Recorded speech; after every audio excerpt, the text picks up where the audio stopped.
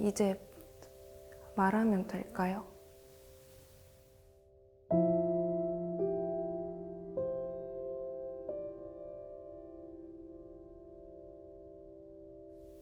제가 고등학교 1학년 때였어요. 그냥 다른 날과 다름없는 평범한 날일 줄 알았는데 학교 끝나고 집에 돌아온 순간 아니란 걸 깨닫게 됐어요. 문 앞에서부터 엄마의 울음소리가 들렸고 문을 열어보니 엄마가 실성한 사람처럼 울고 있었어요. 그 모습을 보고 바로 엄마한테 달려가서 무슨 일이냐고 물어봤죠. 얼마 전에 엄마랑 싸우고 집을 나가서 연락도 안 되고 집에도 안 들어오던 아빠가 감옥에 갔다는 이야기였어요. 저는 너무 놀랐어요. 아빠가 감옥에 갈 거란 생각은 살면서 한 번도 안 해봤으니까요. 근데 그 뒷얘기가 더 충격적이었어요. 너네 아빠가 네. 저는 처음 그 말을 들었을 때 믿지 못했어요.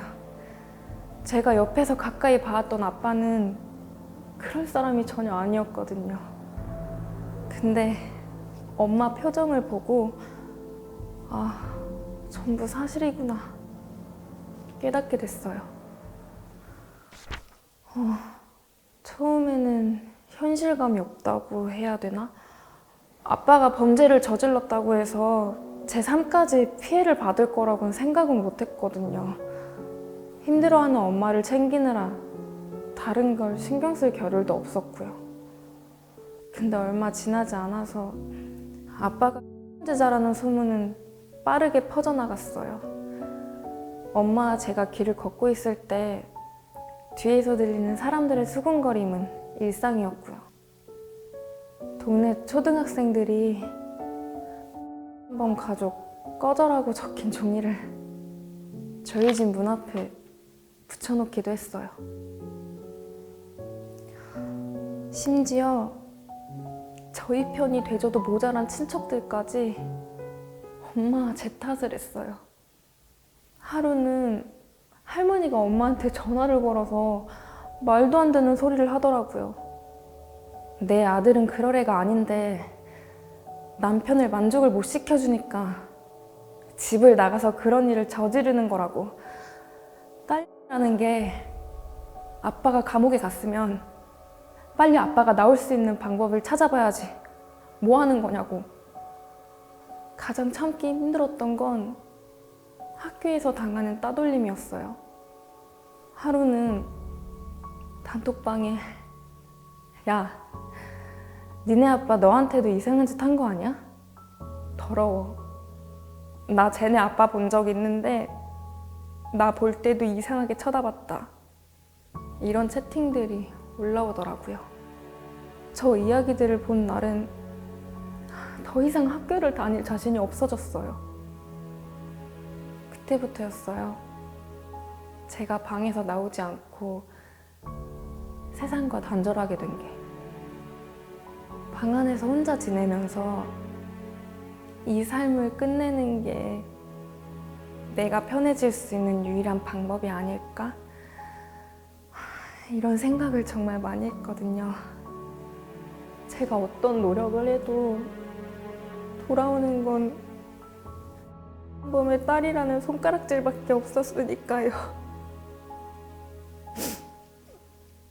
잘못을 한 건 아빠인데 왜 저한테 죗값을 치르게 하는 건지.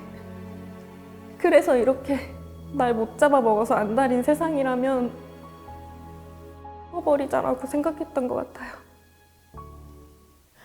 그런 저를 보는 엄마 본인도 정말 힘들고 답답했을 텐데 매일 1시간씩 제 방문 앞에서 저에게 좋은 말들을 해주러 오셨거든요.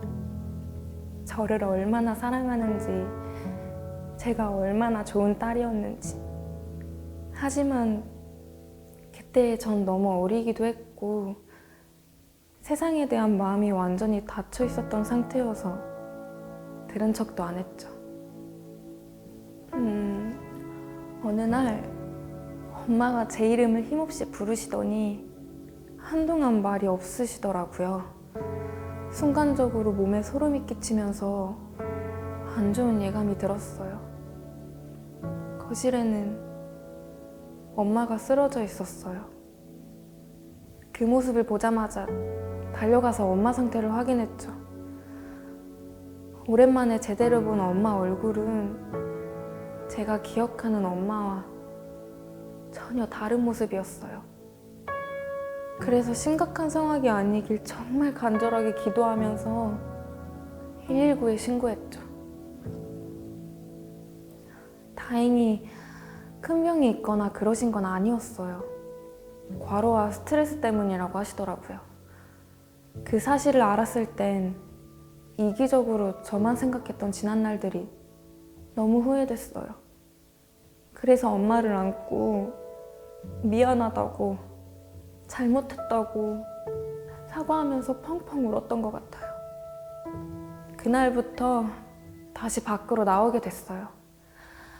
틈틈이 아르바이트 같은 거 하면서 엄마에게 보탬이 되려고 노력했죠.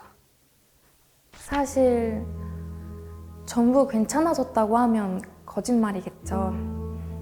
아직도 가끔씩 사람들이 절 쳐다보거나 모르는 사람이 말을 걸면 불안 증세가 나타나고 그래요.